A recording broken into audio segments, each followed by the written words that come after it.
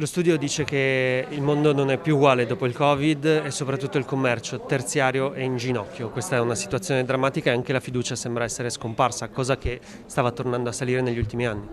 È vero, la fiducia era tornata a salire dopo l'estate, purtroppo alla fine del 2020 abbiamo registrato un brusco rallentamento del clima di fiducia non soltanto in Friuli Venezia Giulia ma anche nel resto del paese. Il tessuto delle imprese del terziario del Friuli Venezia Giulia però reagisce meglio per quanto possibile rispetto a quanto sta avvenendo in Italia. Questo è anche frutto di un certo carattere del territorio che in qualche modo sta venendo fuori in questo momento gravissimo. Il Friuli Venezia Giulia ha perso 3 miliardi di consumi solamente nel 2020 e purtroppo ci apprestiamo ad una perdita anche sul fronte occupazionale e anche di numero di imprese che saranno un vero e proprio shock per l'economia del territorio. Presidente, Format Research ha fornito una fotografia che elogia quanto fatto dalla Regione ma presenta un quadro drammatico per le aziende del terziario, alberghi e ristoranti, ma questa è una cosa che oramai è una certezza di questo momento drammatico. Sì, è un quadro a doppia lettura. Da un lato è indubbio che il ruolo della Regione è stato un ruolo significativo, importante e proattivo. Dall'altro lato la situazione cambia ogni 24 ore, perché questo che sono dati di alcuni giorni fa, dopo anche quello che è accaduto sull'economia della montagna, capiamo che il sentiment, la fiducia degli operatori è sempre più messa alla dura prova. Prima cosa ci aspettiamo che tutti gli esperti stiano un po' zitti, questo è il vero lockdown che dovrebbe essere fatto.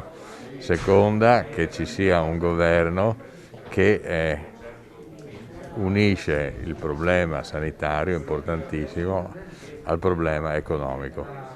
Ieri ero in prefettura per il problema dei pubblici esercizi ed evidenziavo che non è mai successo nell'ambito dell'economia moderna che gli imprenditori protestassero non contro qualcosa, ma per poter lavorare. Questo è significativo. In questo senso gli operatori chiedono regole ferree ma non chiusure e soprattutto o ristori adeguati se devono esserci le chiusure oppure non l'elemosina, questo è un altro aspetto.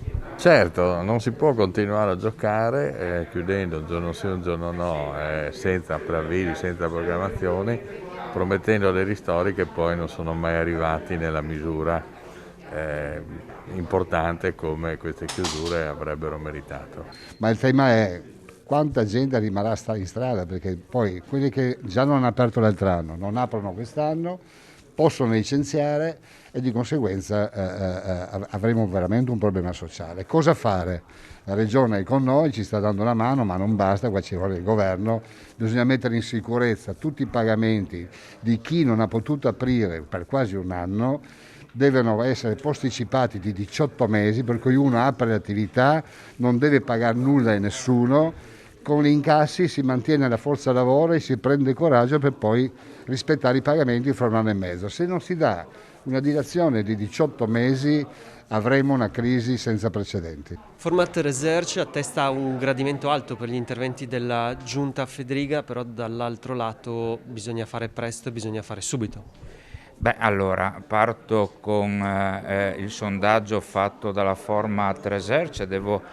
Non vi nascondo che insomma fa piacere vedere che nei mesi sta aumentando l'indice di gradimento da parte della popolazione, sia per quanto riguarda la capacità di gestire la fase pandemica, quindi i problemi sanitari e di salute, sia per quanto riguarda, ed è di mia competenza, la parte relativa all'economia. Sì, bisogna fare presto e bisogna fare subito. Purtroppo sta pandemia, come dire, non sta finendo, le imprese sono in fortissima difficoltà, marzo è dietro le porte e quindi significa il blocco dei licenziamenti, c'è un fortissimo rischio per migliaia e migliaia di lavoratori della nostra regione e diverse decine, centinaia di imprese della nostra regione. E noi come Regione Friuli Venezia Giulia abbiamo sostenuto sia la parte dei lavoratori sia la parte delle imprese fin dall'inizio. Io verso metà del mese di marzo licenzierò il terzo decreto ristori. Stiamo interloquendo con il governo centrale anche per quanto riguarda invece gli indennizzi, che sono una cosa un po' diversa.